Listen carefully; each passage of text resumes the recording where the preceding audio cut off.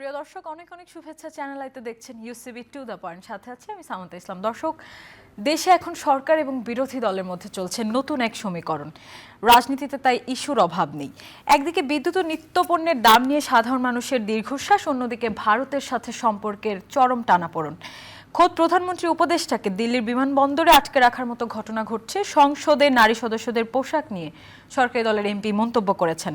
আবার বিরোধী দলের নেতারা প্রতিবেশী রাষ্ট্রের ভূখণ্ড নিয়ে উস্কানিমূলক মন্তব্য করে পরিস্থিতি আরও ঘোলাটে করেছেন। সব মিলিয়ে রাজনীতি এখন কোথায় দাঁড়িয়ে, সেই নিয়ে কথা বলবো। আমাদের সাথে আজ স্টুডিওতে আছেন সরকারি দল বিএনপির কেন্দ্রীয় প্রশিক্ষক বিষয়ক সম্পাদক ও সংসদ সদস্য এবিএম মোশাররফ হোসেন। স্বাগত জানাচ্ছি আপনাকে, অনেক ধন্যবাদ সময় দেওয়ার জন্য। এবং অন্যদিকে আছেন বিরোধী জোটের প্রতিনিধি হিসেবে ন্যাশনাল সিটিজেন পার্টির নারী উইং জাতীয় নারী শক্তির আহ্বায়ক মনিরা শারমিন। আপনাকেও স্বাগত জানাচ্ছি, অনেক ধন্যবাদ সময় দেওয়ার জন্য। সরাসরি প্রশ্নে যেতে চাই, মোশাররফ সাহেবের কাছেই যেতে চাই। আপনারা কথা দিয়েছিলেন আপনারা ক্ষমতায় আসলে বিদ্যুতের দাম বাড়বে না, কিন্তু বেশি দিন হয়নি। এখনো পর্যন্ত আইপিপি চুক্তিগুলো বাতিল না করে আপনারা পুরনো আমলের মতোই ক্যাপাসিটি চার্জের যে ব্যাপারটা আছে সেটি জনগণের ঘাড়ে চাপাচ্ছেন। তাহলে হাসিনা সরকার এবং আপনাদের মধ্যে পার্থক্যটা কোথায়? ধন্যবাদ আপনাকে, ধন্যবাদ আমার সহালোক মনিরা শারমিন সহ দর্শক। আপনি একটি খুব গুরুত্বপূর্ণ প্রশ্ন উত্থাপন করেছেন। আপনাকে একটু আমি স্মরণ করে দিতে চাই, বা মনিরা শারমিনের সাথে আমাদের অনেক টিভি চ্যানেলগুলিতে কথা হয়েছে। আজকে যে বিদ্যুতের এই দায়ভার বিএনপিকে বহন করতে হচ্ছে, এটার জন্য কি বিএনপি দায়ী? কোনো কারণ, কোনোভাবেই বিএনপি দায়ী। আপনার মনে আছে যে শেখ হাসিনার আমলে একটা গণতান্ত্রিক রাষ্ট্র আমরা, অথচ সেই রাষ্ট্রে দেখেন একটা জঘন্য বর্বর একটা আইন পাশ করেছে, এমার্জেন্সি সাপ্লাই পাওয়ার অ্যাক্ট 2010। অর্থাৎ বিদ্যুৎ উৎপাদন, বিদ্যুৎ বিতরণ এ নিয়ে কোনো কথা বলা যাবে না। এর মধ্যে দুর্নীতি নিয়ে কোনো কথা বলা, যেটা সংসদে ইন্ডিপেন্ডেন্ট অধ্যাদেশ যেটা আমরা বলি, সেটা তাদেরকে দেওয়া হয়েছে। এই আইনটাকে মানে ঢাল হিসাবে ব্যবহার করে শেখ হাসিনা রেন্টাল, কুইক রেন্টালের নামে তার আমলে, মানে আওয়ামী লীগের 15 বছর আমলে, আপনার নিশ্চয়ই মনে আছে, আমি জানি না আপনি তো খেয়াল করেছেন কিনা, এই আপনার পাশে হাতিরঝিল 27,000 বিদ্যুৎ উৎপাদনের সক্ষমতা বাংলাদেশ অর্জন করেছে। এর জন্য তারা উৎসব করেছিলেন। আপনি এটা খেয়াল করবেন, মানে সংখ্যাটা 27,000 মেগাওয়াট। অথচ বাংলাদেশে 1 সেকেন্ড বিদ্যুৎ যাবে না। এর জন্য আমাদের বিদ্যুৎ দরকার মাত্র 17,000 মেগাওয়াট। তাইলে এই যে 10,000 মেগাওয়াট অতিরিক্ত উৎপাদনের সক্ষমতা আমরা অর্জন করেছি, এটা কেন? এটা হলো আওয়ামী লীগের ঘরানার ব্যবসায়ীদেরকে এবং শেখ হাসিনা চুরি করার জন্য এই প্রকল্পটি দিয়েছে। এবং আপনি দেখবেন আমি 1 মেগাওয়াটও বিদ্যুৎ নিচ্ছি না, অথচ আমি তাকে কিন্তু এই যে আপনি যে কথা বললেন ক্যাপাসিটি ট্যাক্স, অর্থাৎ ভাড়া দিতে হচ্ছে, আমাকে দিতে হচ্ছে। এই যে আমার উপর একটা বাড়তি চাপ আপনি দিয়েছেন, মানে শেখ হাসিনার কথা আমি বলছি, তার দায়ভারটা কিন্তু এখন বিএনপিকে বহন করতে হচ্ছে। আমরা বলেছিলাম যে আমরা কোনোভাবে বিদ্যুতের দাম বাড়াবো না। ওকে, আমি এই কথার সাথে সম্পূর্ণ একমত আপনার সাথে। কিন্তু আপনি দেখবেন এই যে হঠাৎ মধ্যপ্রাচ্যে যে আমেরিকা এবং ইরানের যুদ্ধ, এটা তো আমরা এফেক্টে হওয়ার কথা না, কারণ এটা আমেরিকা ইরানের যুদ্ধ। কিন্তু এখানে দেখেন আপনার সাপ্লাই চেইন সিস্টেমটা টোটাল ভেঙে ডিস্ট্রয় হয়ে গেছে। হরমুজ প্রণালী বন্ধ করে দেওয়া হয়েছে। এই যে সাপ্লাই চেইনটা, তাহলে আপনার আইপিপি চুক্তিগুলো বাতিল করার কোনো ব্যবস্থা করছেন না কেন? একটা কথা বলি, আপনি যে কোনো চুক্তি যখন আপনি করেন, চুক্তি কিন্তু বাতিল করা যায় না। আপনাকে একটা বুঝতে হবে, কারণ চুক্তি দেওয়া হয় স্টেটের সাথে, রাষ্ট্রের সাথে। কিন্তু এখন তাহলে আপনারা তো ব্যবসায়ীদের স্বার্থে কাজ করছেন, জনগণের স্বার্থের বাইরে। এখন আমরা একটা এই যে চুক্তিগুলি আছে, আমরা কিন্তু নতুন কোনো চুক্তি করছি না। আমরা দেখবেন বিএনপি সরকার আসার পর স্পষ্ট বলেছে আমরা কোনো কুইক রেন্টাল দেব না। কিন্তু যাদের সাথে চুক্তি হয়েছে সেগুলিকে আপনি কি করবেন? সেগুলি যদি আপনি সেগুলিকে বাতিল করেন, তারা তো করে যাবে, কারণ চুক্তি তাদের ফেভারে। আমি বলি আপনাকে, যদি একটু হিসাব দেখেন চুরির মাত্রাটা কত। আমরা যদি কয়লা দিয়ে যদি বিদ্যুৎ উৎপাদন করি, তাহলে আমাদের পার মেগাওয়াটে খরচ যায় মাত্র 4 থেকে 6 টাকা। আমরা যদি গ্যাস দিই, আমাদের যে ন্যাচারাল গ্যাস আছে, সেটা দিয়ে করলে আমরা 8 থেকে 9 টাকা আমাদের পার ইউনিটে খরচ যায়। অথচ শেখ হাসিনারা আমরা দেখছি রেন্টাল, কুইক রেন্টালের নামে 16 টাকা থেকে 27 টাকা 10 পয়সা পর্যন্ত আমরা রেন্টালের চুক্তি করেছি।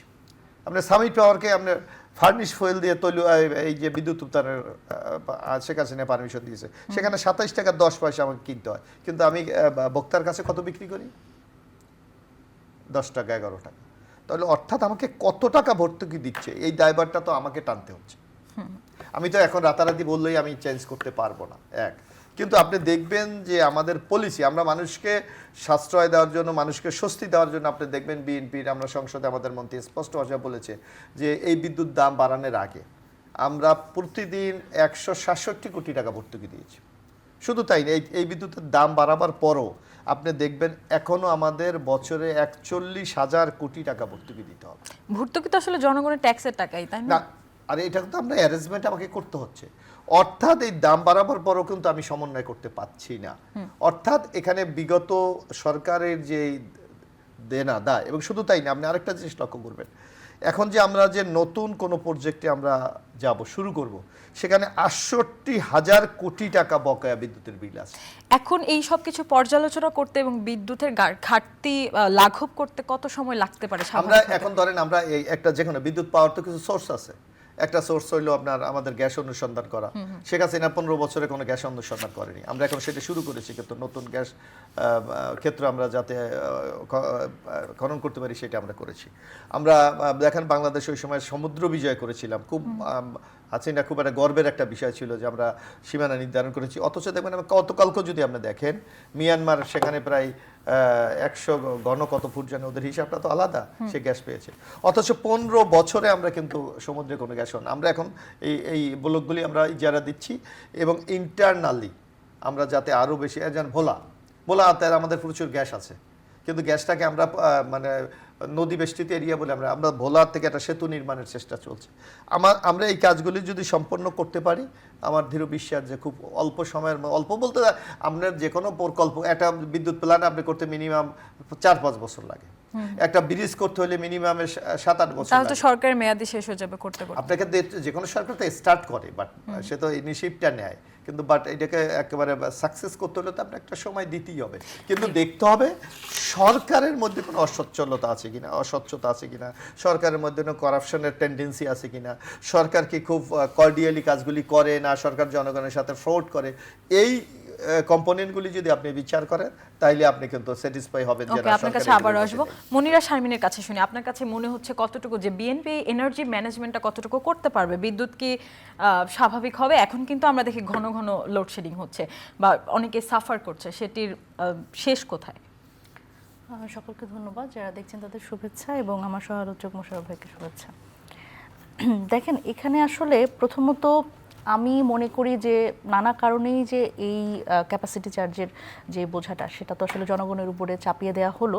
কিন্তু সরকারের পক্ষ থেকে মোশাররফ ভাই এখন যেটা বললেন, যেভাবে করে বললেন, আমার মনে হয় যে সরকারের পক্ষ থেকেও এই অ্যাপ্রোচটা যদি প্রথম থেকে থাকতো, যে এই হচ্ছে আমাদের পরিস্থিতি, আমাদের এই কারণে আমরা এই জায়গাগুলোতে আমাদের ফাংশন করতে কঠিন হচ্ছে এবং এই এখন বোঝাটা এখন আমাদের সবাই মিলে এখান থেকে টানতে হবে। তো এই যে স্বীকারোক্তি, এই স্বীকারোক্তিমূলক জায়গা থেকে আমরা দেখি যে সরকারের এক ধরনের নেতিবাচকতা সবসময় এক ধরনের ব্যাপার, যে আমরা প্রথমেই শুনলাম বিদ্যুতের দাম বাড়াবো না। তো বিদ্যুতের দাম না বাড়িয়ে, এবং আমরা জ্বালানির সময়ও কিন্তু দেখেন যখন আসলে আমরা দেখলাম যে এই যে যুদ্ধের কথা বলে, যে বৈশ্বিক যখন একটা পরিস্থিতি এরকম, সেখানে ওনারা হঠাৎ করে বলে দিলেন যে না, তেলের দাম বাড়াবে না, জ্বালানির কোনো অভাব নেই। অথচ আমরা দেখলাম যে বাস্তবতার সাথে সংসদের ভেতরকার কথাবার্তার একটা বিশাল ফারাক। তো এই যখন অবস্থা, আমরা তো আসলে যে পরিবর্তনের রাজনীতির কথা বলছি, সেখানে কিন্তু আমরা চাই যে জনগণের কথাগুলোই সংসদে আলাপ আলোচনা হোক। সংসদে এমন কোনো আমরা কথা শুনতে চাই না যে মানে বাস্তবিক জায়গাটা একরকম এবং সংসদে মনে হচ্ছে যে রাজনীতিবিদরা যখন কথা বলছে তারা ইউটোপিয়ার মধ্যে আছে, যে বাংলাদেশে কোনো অসুবিধা নাই। এবং সংসদটা শুনলে আপনি কিন্তু সরকারি দলের ট্রেজারি বেঞ্চের কথা যদি শোনেন, আপনার কিন্তু তাই মনে হবে। দেখেন, এই যে ভাই বললেন, একটা বিষয় আমি ভাইয়ের সাথে শ্রদ্ধার সাথে দ্বিমত করতে চাই, যে যেই চুক্তিগুলো করা হয়েছে সেগুলো রিভিউয়ের বা পুনর্মূল্যায়নের যে সুযোগ নেই, এই ব্যাপারে আমার খানিকটা দ্বিমত আছে।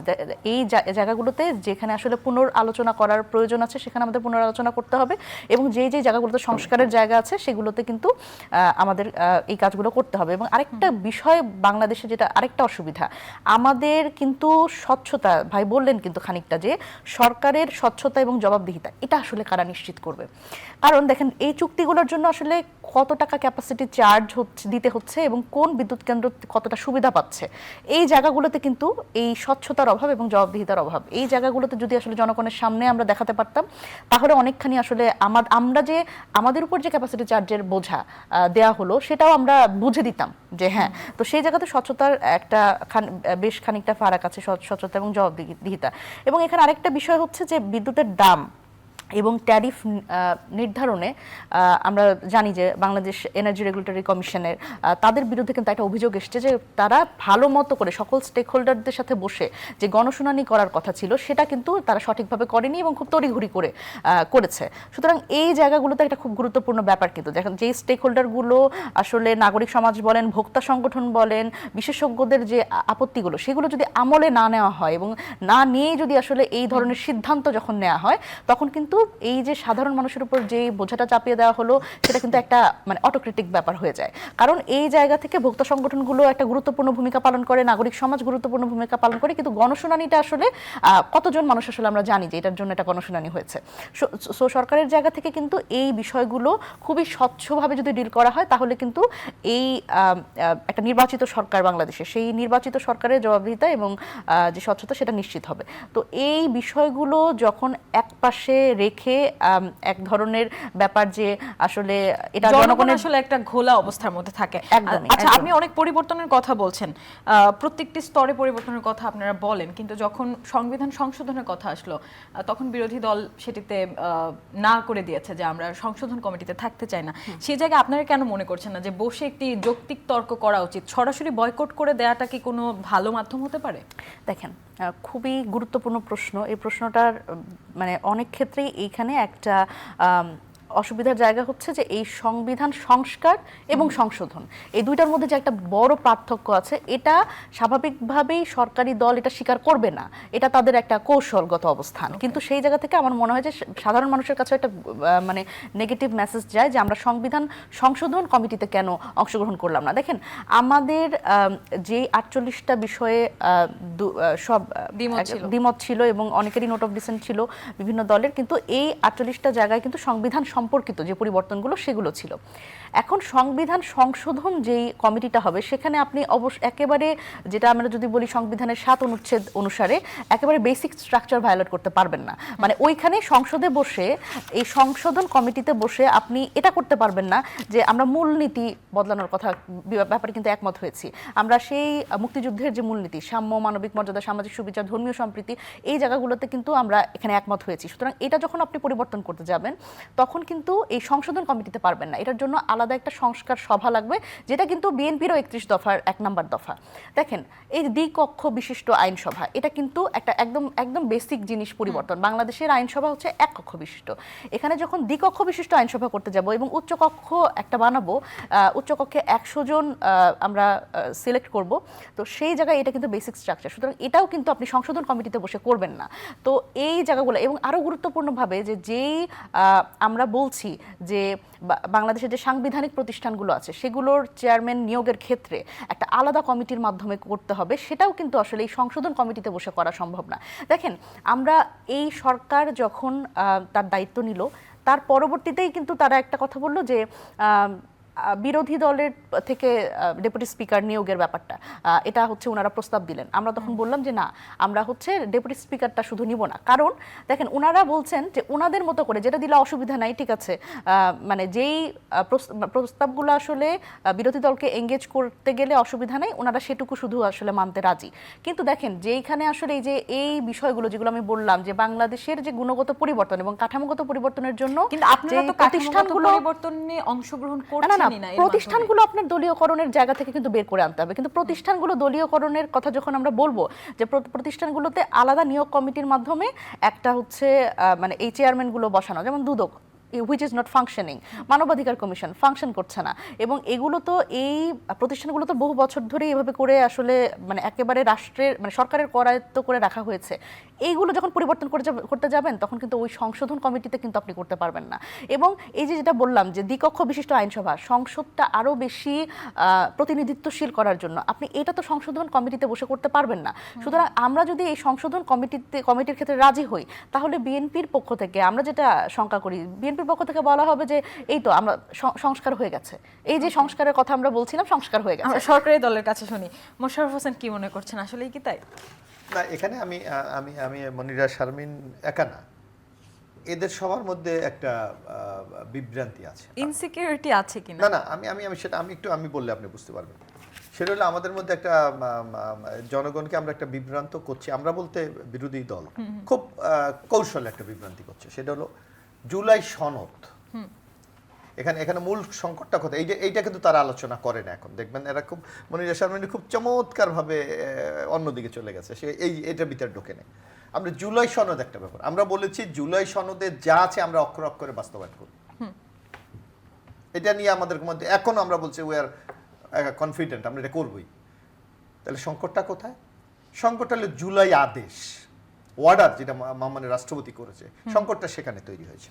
কিভাবে তৈরি হয়েছে আপনি যদি আমি একটু বলি, আপনি দেখবেন মনিরা শারমিন স্বীকার করবেন, অস্বীকার করার কোনো কারণ নাই, কারণ সংসদ ভবনের সামনে এই বাংলাদেশের প্রায় 20 কোটি লোককে আমরা সাক্ষী রেখে সেই দিন কিন্তু রাজনৈতিক দলগুলি স্বাক্ষর করেছিলেন জুলাই সনদ। কিন্তু আমরা কি দেখলাম এবং কিভাবে স্বাক্ষর হয়েছিল? নোট অফ ডিসেন্ট সহ, যেটা সে বলল যে 30টি বিষয়, 84টি বিষয়ের মধ্যে 30টি বিষয় আমরা ঐক্যমত হয়েছি এবং বলেছি এই 30টি বিষয় আমরা সবাই মেনে নিয়েছি, এটা নিয়ে কোনো আপত্তি নেই। বাকি বিষয়গুলিতে নোট অফ ডিসেন্ট আছে যে কোনো রাজনৈতিক দল। তাহলে এটা সমাধানের ওইটা কি? একটা ওই ওখানে বের করা হয়েছে যে রাজনৈতিক সামনে ইলেকশন, রাজনৈতিক দলগুলি তার ম্যানিফেস্টোতে উল্লেখ করবে যে এই আমি করতে চাই, যদি জনগণ তাকে ম্যান্ডেট দেয় তাহলে সে সেটা করবে। ওকে, এখন বিএনপিকে বাংলাদেশের মানুষ 51% ভোট দিয়েছে, আর আপনি বিএনপির সাথে যে জোট আছে এগুলি যদি হিসাব করেন তাহলে আমাদের ভোটের সংখ্যা হয় 56%, এবং 2/3 মেজরিটি বিএনপিকে দিয়েছে। আর বিএনপি কোনটা করবে?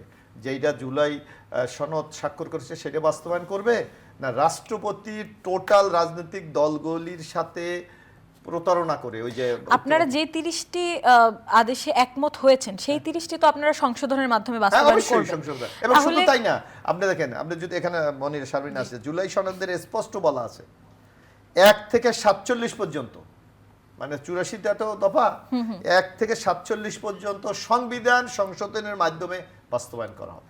তাই উনি যে কথাগুলি বলেছে সবগুলি 1 থেকে। আমি একটু মনিরা শারমিনের কাছে যাই। যদি 30টি বিষয় তারা বাস্তবায়ন করে তখন কিন্তু আসলে সব দল একমত হয়েছিল যে নোট অফ ডিসেন্ট যেগুলো আছে সেগুলো ছাড়া বাকিগুলো তারা বাস্তবায়ন করবে। এখন বিএনপি যদি নোট অফ ডিসেন্ট থেকেই থাকে, ওগুলো বিএনপি কেন করবে?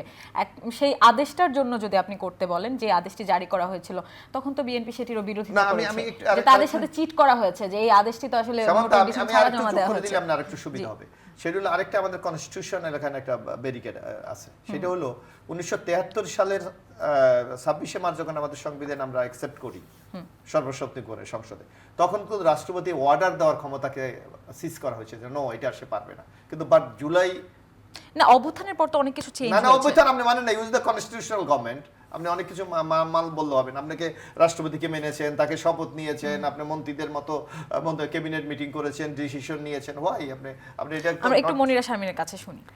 আচ্ছা, আমি যে প্রশ্নটা করতাম এটা আপনিই করেছেন ভাইকে। সেটা হচ্ছে, দেখেন জুলাই সনদের কথা, এটাও একটা চালাকি। ভাই যেটা বলছেন যে জুলাই সনদের কথা ওনারা কিন্তু এখন বলেন।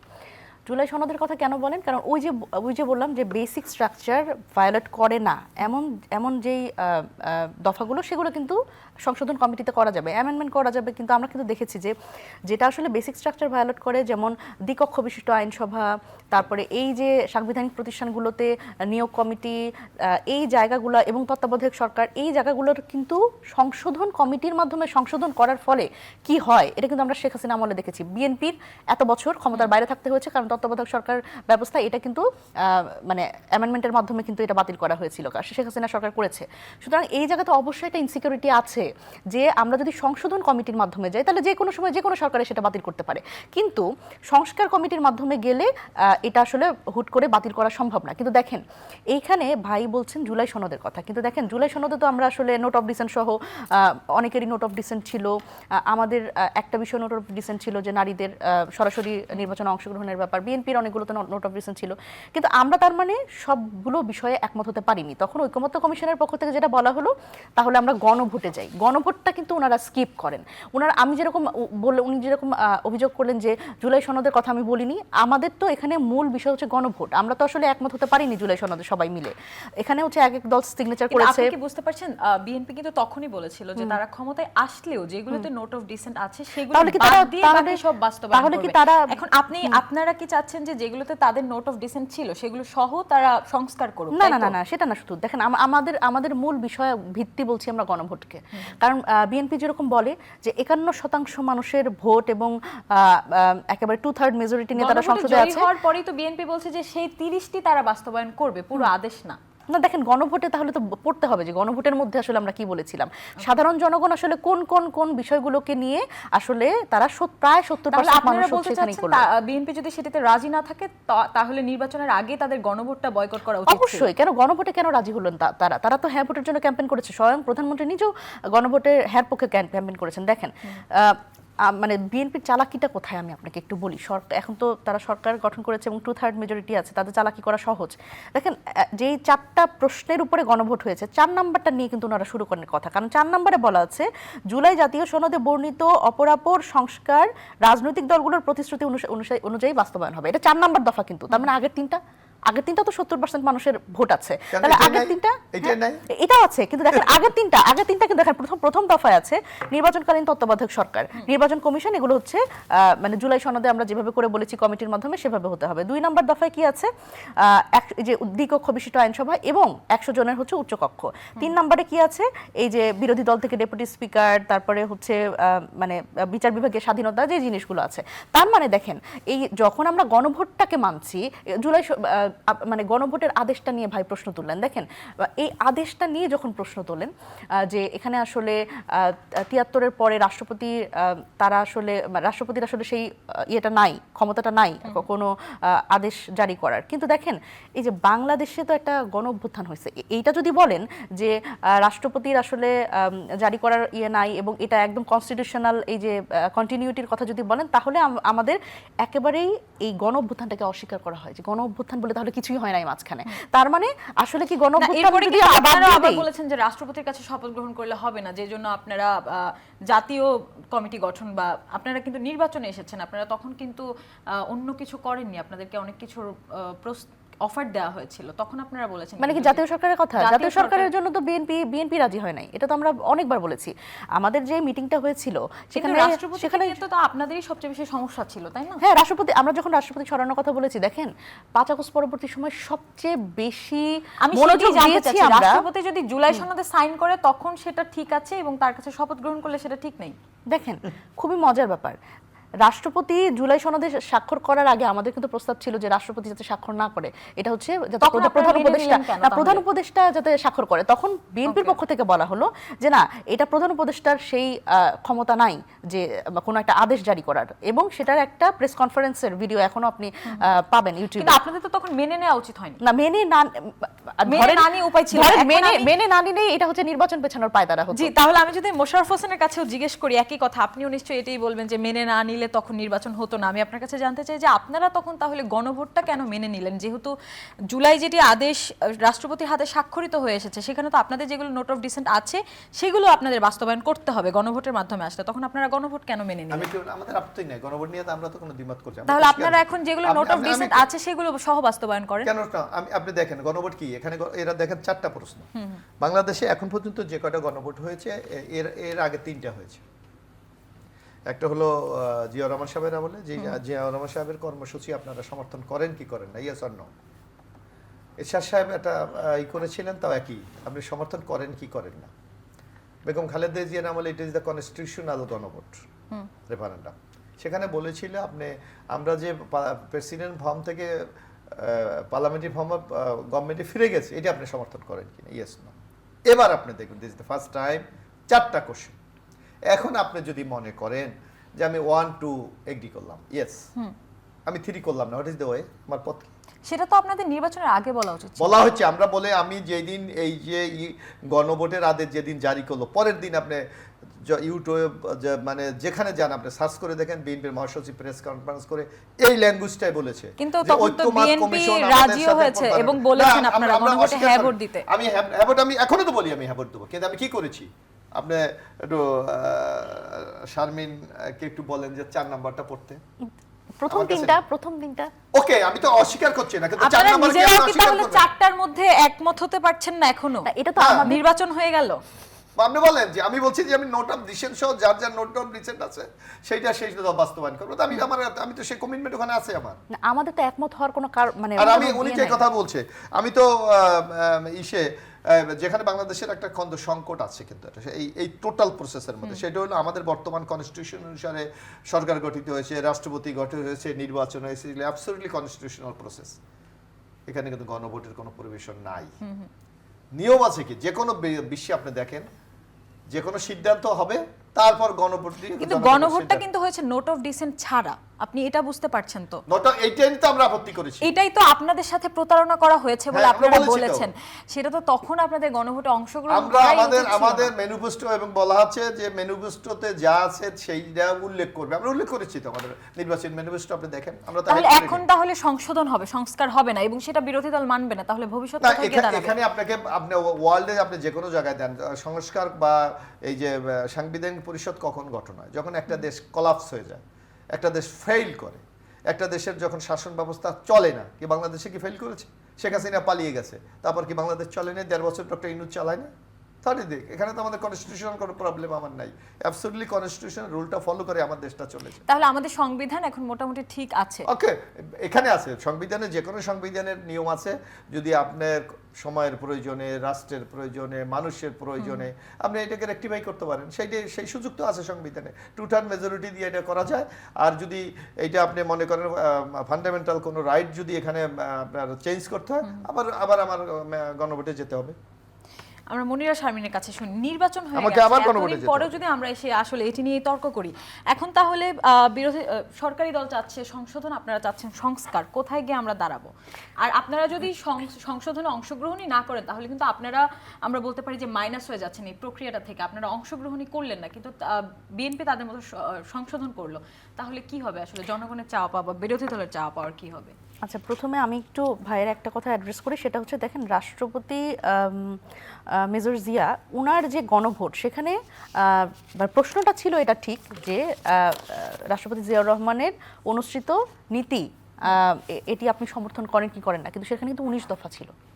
এবং আমি যদি বলি যে এরশাদের কথা, হ্যাঁ এরশাদের কথা যদি বলি, এরশাদের মানে যে গণভোটের প্রশ্নটা ছিল সেটা হচ্ছে আপনি রাষ্ট্রপতি এরশাদের নীতিসমূহকে সমর্থন করেন এবং নির্বাচনের মাধ্যমে বেসামরিক সরকার পরিচালনা না হওয়া পর্যন্ত প্রশাসন অব্যাহত রাখবেন, এটা কি চান কিনা? দেখেন এখানে নীতি কি, এরশাদের নীতি কি, এটা কি কেউ মানে, এটা তো নিশ্চয়ই এটা তারও বড়, এটা প্রশ্ন একটা, কিন্তু বিষয়গুলো তারও বড়। সেটা কি মানুষ মানে এটা যদি বুঝে না দেয় হ্যাঁ ভোট, তাহলে কি সেটা বুঝে দিয়েছিল? এবং এই জায়গাগুলোতে আসলে আমার মনে হয় যে বিএনপির পক্ষ থেকে এটা খুব একটা জলঘোলা করার একটা পরিস্থিতি তৈরি করে। কিন্তু দেখেন এখানে কিন্তু বিএনপি ভার্সেস এনসিপি বা বিএনপি ভার্সেস জামাত না বিষয়টা, যে আমরা একমত হতে পারছি না। একমত তো আমাদের হতেই হবে। এখানে যদি এমন হতো আমরা কোনো একটা বিষয়ে নোট অফ ডিসেন্ট দিয়েছি, কিন্তু গণভোটের মাধ্যমে সাধারণ মানুষ এটাকে সমর্থন করেছে এবং 70% মানুষ এখানে সমর্থন করছে, সেখানে তো আমার আসলে দ্বিমত করার কিছু নাই। I am obliged to implement that. তো সেই জায়গা থেকে আমার মনে হয় যে বিএনপি আসলে এনসিপির কাছে মুখাপেক্ষী এখানে যতটা না, তার থেকে অনেক বেশি মুখাপেক্ষী এবং প্রশ্নবিদ্ধ হবে সাধারণ জনগণের কাছে। অনেক ধন্যবাদ প্রিয় দর্শক। আমি একটু মানে আরেকটু কথা বলি, আমাদের আজকে সময় নেই, এনসিপি তে এই ব্যাপারে কথা বলার কোনো রাইট নেই, কারণ তারা ওইটা স্বাক্ষরই করে না, তারা স্বাক্ষর করেছে আফটার ইলেকশন। অনেক ধন্যবাদ প্রিয় দর্শক, যারা ইউসিবি টু দ্য পয়েন্টের আয়োজনে এতক্ষণ আমাদের সাথে ছিলেন, আপনাদেরকেও ধন্যবাদ জানাচ্ছি। এবং নির্বাচনের অনেকদিন পরেও এখন আসলে আমরা গণভোট বা জুলাই সনদ বা অভ্যুত্থান সেই সব নিয়ে কোনো তর্কে যেতে চাই না, বরং আমরা চাই জনগণের যে অধিকার, জনগণ যা চাচ্ছে, এখন আমরা যেসব ভোগান্তির মধ্যে আছি সেই সব কিছু কাটিয়ে উঠবে। সেই কাটিয়ে ওঠার জন্য সরকার এবং বিরোধী দল সমানভাবে কাজ করবে। আপনাদের সুস্থতা ও মঙ্গল কামনা করে আজকের মতো বিদায় নিচ্ছি।